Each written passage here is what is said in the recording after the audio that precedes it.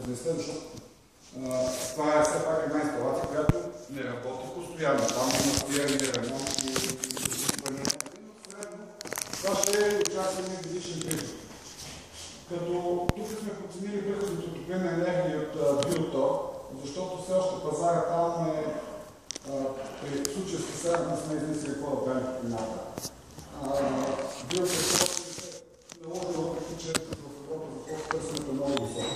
Тъй като при биомасата, разграждането, това са едни бактерии, които всички ние ги имаме в нас и някои от нас, като се гътне, и до зарода, и спре кислорода и стигне 36 градуса температурата, се излюпват. Те са древни бактерии, по едно време на Земята не е кислород, преди да се появят растения и фотосинтезата. И тези метано дишащи бактерии изяждат цялата биомаса, създадена след тях. Те се крият в нашата клетка, защото само там няма такъв кислород. И се излюпват и изяждат и превръщат на метан. И съответно на торовете, които някога растението е взело от почвата, за да израснат. Така че се прави един кръговрат на това, че този биотор е балансиран, още дето растенията са знаели какво е вземат от почвата, pH на храна и цената му е доста сериозна. Но ние тук сме ги подценили. Това са 10 пъти по-малки приходи, колкото може да се очаква. Следващото е общо приходи 3 милиона, въпреки че са подценени. Оперативните разходи, разходите за заплати, за нататък са около 500 хиляди лева.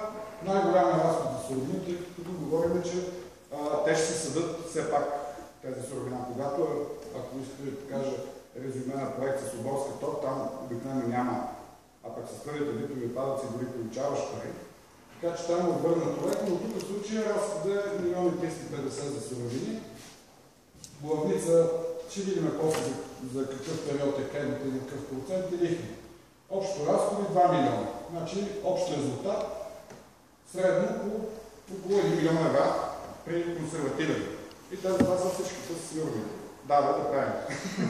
Това отново е с отчитане на риска. В смисъл, вие също правите и предполагате модел за калкулация на риска, колко приключва. Да, абсолютно. Значи тук е отчетен на риска и тъй като ние още по дефолт сме намалили страхотно приходите от електрическа енергия и от това. Значи приходите от електрическа енергия, защото това е мегаватт и половина ток, са много големи, а в момента очакваемата цена на биотора е някъде около 23 стотинки за килограм, защото в магазините ги продават легче килограми, то даже не е същия. То, който продават за градинки, дори не е това.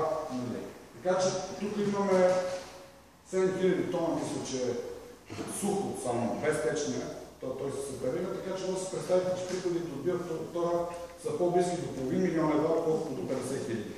Така че ние риска до някъде, значи тук единствено риска има при производството на биогаз и спиране на двигателя. Защото цената, която сме заложили на суровините е 2 пъти по-голяма от реалната, защото пак това е собственик на тези земи. Няма да купува. И новата на възвръщаемост с отчет на всички приходи разходи и то имате на предвид, че когенератор, който произвежда електрически ток на 8-та година, 1 300 000 евро на ремонт. При стойност от 600 000 евро са почти 2 пъти 50% от цената. Това е само на 5-та година, колко на ремонт. Там 5-та, 6-та. Така че тези разходи са отчетени, пак имаме една норма на възвръщаемост, това е към 35%, което си е спекулативно, но в момента е така. Когато правихме закона, аз бях един от участниците, успяхме да покажем тогавашното правителство, че плащайки сега тези 400 лева на мегаватт ток, ние плащаме за създаване на нови работни места, и то не само преките, но и косвените, защото това нещо е бизнес, който се прави в региони с абсолютно неграмотно население. Защото тук се говори за събиране на елена, за косене, в случая с дървесината, където е почти подобен модел, събиране на отпадна дървесина или събиране на слам. Общо заето да създадем тъй наречената теория на Германия, която използваха преди 25 години, извор на пари. Не е бизнес, който да печели, а извор на пари трябва да е нещо лесно. Но парите трябва да са постоянни, за да може да се закрепи местното общество. Трябва да има от някъде приходи. Така че това е един, надяваме се, с времето да намалее. Имаме различни проекти, които да реализираме с държавата, да намалее цената на тока, да намалее малко това, но поне първите 2-3 години, за да се стимулира, за да се покаже устойчивостта на модела, сме заложили такава висока цена за тока. Така че, ако някой ми каже, че 35% е лош, 3 години след да възвръщавам. Нали, това е за клиентите, които не могат да четат, сме направили сметничко, за да може да си го представят.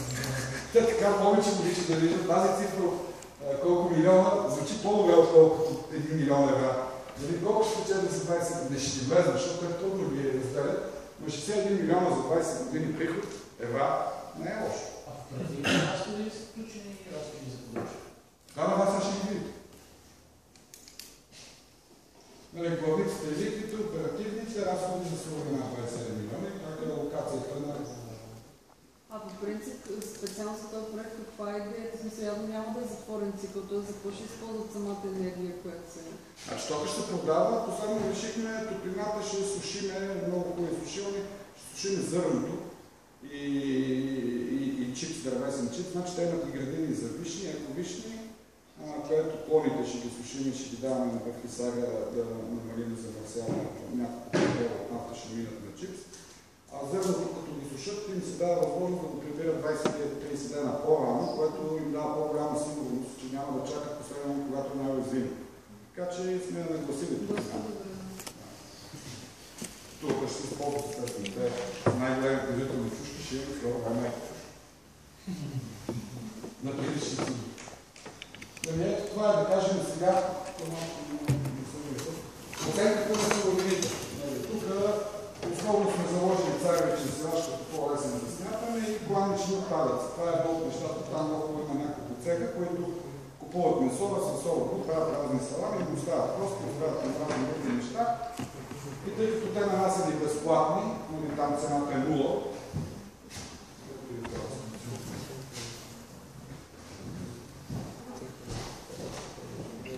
значи на кладичните отпадъци цената е 0 на тон. На царевичния силаж, за да повишим риска, сме сложили 60 евро. Нормалната цена, условно с правата, която се държи, е около 20 евро. С всичките разходи, защото трябва да се режим, да се прекара, да се стърчи.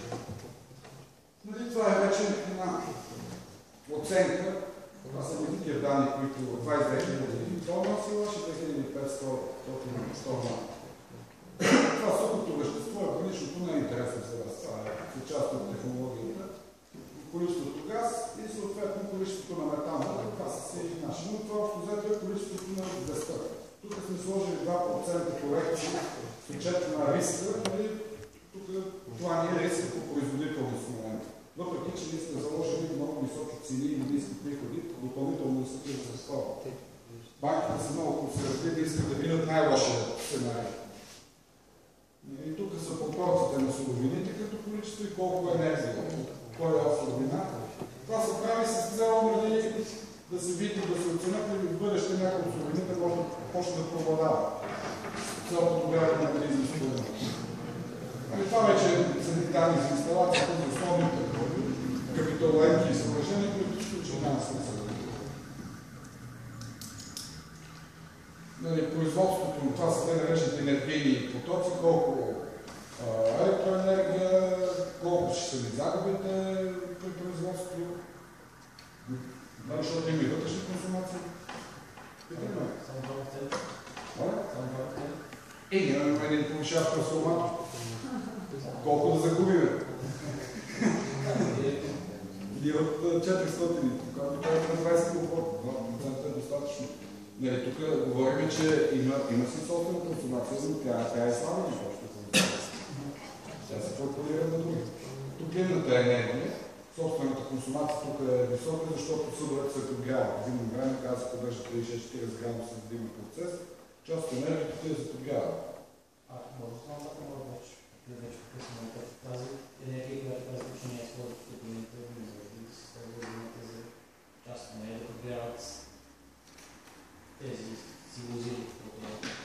Не, ние си подгряваме ферменторите на зимата. Затова още е 15% от цялото произведение. Но имаме вътрешна консумация от подгряването. Имаме страшно много от мегаватт, когато 15% е малко. Останалите са доста. Ето ги сега как изглеждат приходите. Приходи от продажа на електричество, сложили сме цената за, да кажем, определена до юли. Надяваме се, че до юли ще е готова инсталацията.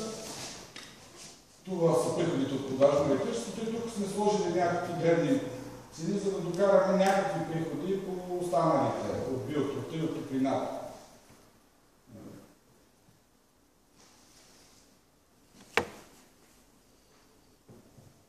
Общо приходи, не знам дали се вижда. Първата година е малко по-малко прихода, защото като съм изстроени столата се предполага повече спиране, около 3 милиона трябва да е на годишна база прихода от продажбата, основно на ток. Като тръгнат от другите продукти ще нарасне. И това е алокацията на приходите. Но основно се разчита на приходи от продажбата на електрически ток. По-малко. Как изглеждат разходите? Значи тук първо сме на първи опит за разбиване на инвестиционните разходи. Тези, които ние знаем от нашия партньор, който има достатъчно изградени, той ги оценил, останалите ние на базата на това, че сме дългогодишни строители, сме си ги оценили ние. Финансовите разходи, сега това сигурно за вас е интересно. Не знам дали добре го четете. 10% собствен капитал, вече ни е 90%. Да, десажите, колкото разбраха, цената да ти пуснат кредит или нещо това. Така поне ми обясниха.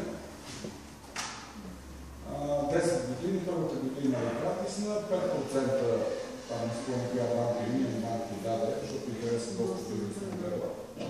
Не, те са и голям клиент на банката, тъй като от години произвеждат успешна селско-стопанска продукция, имат теглени кредити, върнати, изградени бази и банката не има доверие. Още повече, тъй като основно тази инсталация на Шмак Биогаз, която е част от Висман, на повечето Висман не ви говори нищо, но това е една от модерните икони в Германия, една от най-стабилните фирми в сферата на енергетиката. И като се види 10 милионната банкова гаранция за всяка инсталация на Висман, още взето банката не се и притесняват много, защото някой веднага казва, на мен не ми вярва, защото аз ще платя двойно, ако нещо стане. Така, виждате ли са другите неща, които свършат?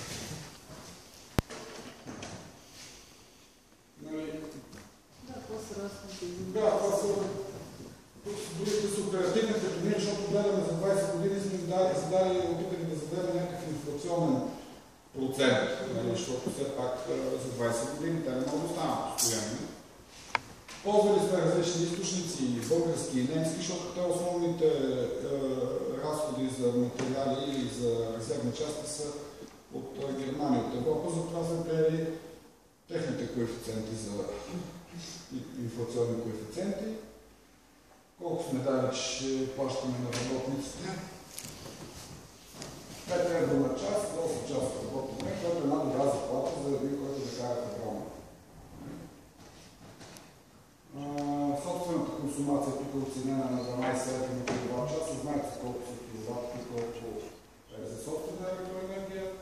Значи това е техническото обслужване на когенератор. Средно за 20 години, ако се разделят, излизат 11 евро на работен час. Много фирмите, които занимават с такива неща, които гледат да скрият тия разходи, защото като човек гледат 11 евро, само защото има когенератор и той работи на час, ще трябва да се приготви за разход. Не е много. Обаче, тъй като после ни обясняваме, че айран, защото е така като то айран, не е айран, още хора не могат да се научи. Не ви казвам, че айран, си е пак добре, въпреки да не сте евро, да се отчетени, не се притесня, защото не, това много, как ще плащам аз и знаеш, по 11 евро на час, отвън да не го пускам, да се държи. Такава е логиката на българския институт. Значи това е поддръжката на самата